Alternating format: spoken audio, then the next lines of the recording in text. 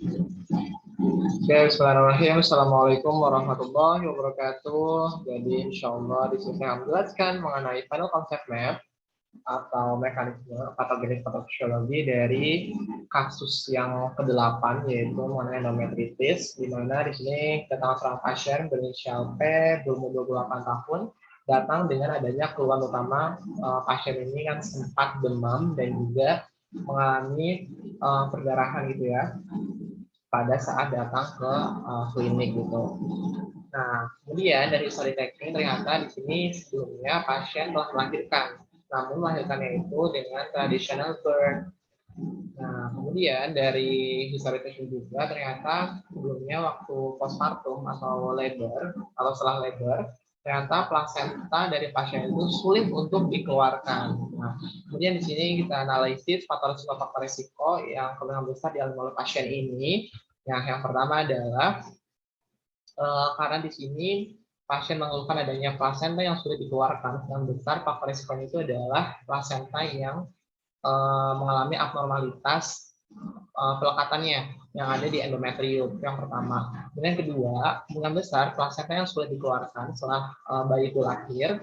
Nah, kemungkinan besar di situ adanya penurunan kontraksi dari uterus. Nah, bisa jadi adanya konsumsi atau pemasukan oksitosin yang kurang gitu ya, sehingga terjadi delay contraction atau tadi karena adanya abnormalitas dari pelekatan plasenta di endometrium. Jadi intinya di sini plasentanya mengalami gangguan gitu, sehingga nantinya plasenta akan sulit untuk dikeluarkan setelah bayi itu lahir. Atau nantinya di sini pada disebutkan juga bahwa sebelumnya traditional birth itu mengeluarkan plasentanya dengan cara manual, dengan cara memasukkan dengan menggunakan tangannya. Nah, kemungkinan besar di situ adanya plasenta yang tertinggal gitu di endometrium atau disebut dengan retained placenta. Nah, jadi etiologinya itu adalah adanya plasenta yang tertinggal di endometrium. Nah, adanya plasenta yang tertinggal di endometrium akan menyebabkan beberapa hal. Yang pertama adalah jaringan plasenta yang tertinggal itu akan tetap mengeluarkan hormon-hormon seperti estrogen dan juga progesteron, yang dimana fungsi dari estrogen juga progesteron ini adalah dia menginhibit atau menghambat pengeluaran dari prolaktin. Nah, kalau misalkan prolaktin ini dihambat, maka akan terjadi insufisiensi dari breast milk atau pengeluaran dari air susu itu akan mengalami gangguan gitu. Nah, kemudian karena insufisiensi dari breast milk, pasien justru di bagian payudara itu adanya keluar cairan berwarna kuning gitu ya. Jadi adalah efek dari prolaktin gitu. Air susu dari ibu itu tidak keluar dengan sempurna. Kemudian yang kedua adalah dengan plasenta itu akan menyebabkan plasenta akan menghambat kontraksi dari uterus itu sendiri. Nah, sehingga karena plasentanya ini masih tertinggal, kemudian menghambat kontraksi uterus, akan menyebabkan uterus itu akan mengalami subinvolusi. Yang dimana ketika pasien itu telah melahirkan bayinya, uterus itu harusnya bentuknya itu atau ukurannya itu kembali seperti semula gitu atau normal kembali. Namun karena sini masih ada plasenta, maka uterus itu akan tetap membesar atau masuk involusi. Nah, kemudian plasenta tertinggal juga akan menyebabkan serviks akan tetap melebar gitu, akan tetap mengalami dilatasi. Ya, yang dicek pada pemeriksaan fisik yaitu melalui palpasi di bagian uterine cavity. Jadi serviksnya ini masih melebar sekitar 2 cm. Nah, kemudian uterus yang membesar atau subinvolusi ini dibuktikan dari beberapa pemeriksaan, yaitu yang pertama adalah pemeriksaan dari fundus, di mana pemeriksaan dari fundus uterus ini itu masih dalam tingkat umbilicus, dan juga pemeriksaan USG terlihat adanya pembesaran uterus dan juga adanya sebuah massa. Nah, kemudian massa ini adalah tadi plasenta yang masih tertinggal. Nah, kemudian subinvolusi dari uterus atau adanya plasenta tertinggal akan menyebabkan arteri di sekitar endometrium itu akan mengalami gangguan gitu. Salah satunya adalah spiral arteri. Jadi homeostasis dari spiral arterinya akan terganggu yang menyebabkan nantinya akan terjadi bleeding atau adanya darah yang keluar dari arteri dan keluar dari uterus, sehingga diagnosis yang pertama dalam pasiennya adalah adanya postpartum hemorrhage. Nah, adanya postpartum hemorrhage yang akan menyebabkan pasien itu akan kehilangan darahnya, yaitu lebih dari 4 kantong. Nah, sehingga volume darah akan menurun yang menyebabkan adanya tanda-tanda anemia, yaitu seperti jumlah dari hemoglobin akan menurun, kemudian tanda-tanda dari atau ciri-ciri dari sel darah merah itu akan menurun juga, atau PCV-nya. Seperti tanda-tandanya adalah penurunan MCV, penurunan MCH, dan juga penurunan MCHC. Sehingga setelah itu diagnosis dari pasiennya adalah anemia.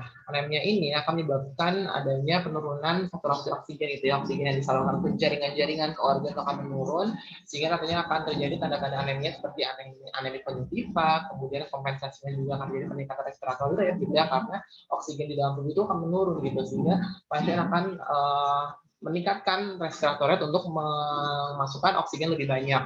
Kemudian kompensasinya juga adalah peningkatan dari pulse rate gitu. Nah, kemudian selanjutnya adalah peritoneal placenta atau placenta tinggal. Ini akan menyebabkan placenta itu akan menjadi necrotic tissue gitu, menjadi sebuah jaringan nekrosis.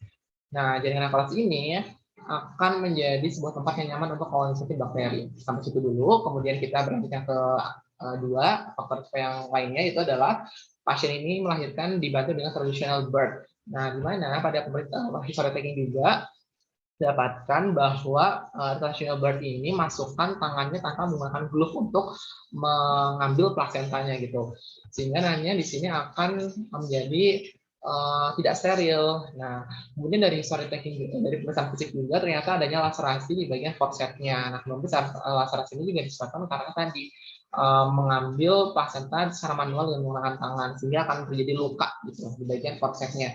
Nah, sehingga nantinya akan mudah terinfeksi atau terexposure dari normal vagina flora atau normal flora yang ada di vagina gitu, sehingga nantinya akan menyebabkan bakteri normal flora tersebut akan naik dari vagina ke uterus, sehingga bakteri akan menginvasi dari dinding uterus atau endometrium, di mana tadi juga dibantu oleh jaringan nekrosis yang menjadi tempat yang nyaman untuk bakteri, sehingga nantinya uterine lining atau dinding uterus akan mengalami infeksi, atau diagnosisnya adalah endometritis. Nah, endometritis ini nanti akan menyebabkan inflammatory response seperti sitokin ya, dan F-alpha, interleukin. Ya, nantinya di sini akan muncul beberapa gejala seperti demam, kemudian adanya tenderness bagian cervix, kemudian tenderness bagian uterus, dan adanya abdominal cramp. Di mana abdominal cramp ini juga dibantu oleh suckling dari baby atau bayi, yang mana suckling akan menyebabkan rilis oksitosin. Oksitosin ini akan menyebabkan kontraksi dari uterus yang akan membantu dari gejala abdominal cramp atau kram di bagian abdomen. Nah, kemudian inflammatory respon ini juga akan menyebabkan recruitment atau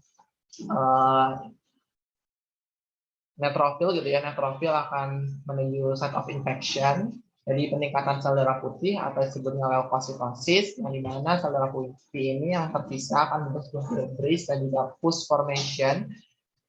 Nah, di pus formation ini juga nantinya digabung oleh beberapa darah yang keluar gitu ya. Nantinya akan menyebabkan adanya bau yang tidak sedap gitu ya di bagian vaginanya.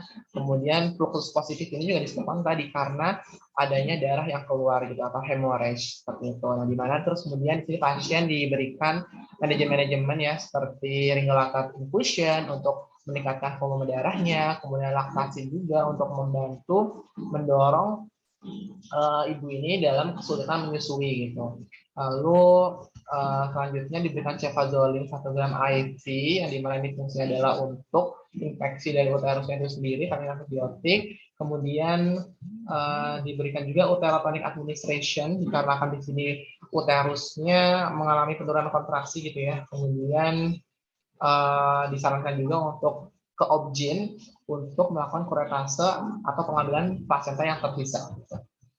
Baik, itu dari Phenylconcept Map kasus endometritis. Assalamualaikum warahmatullahi wabarakatuh.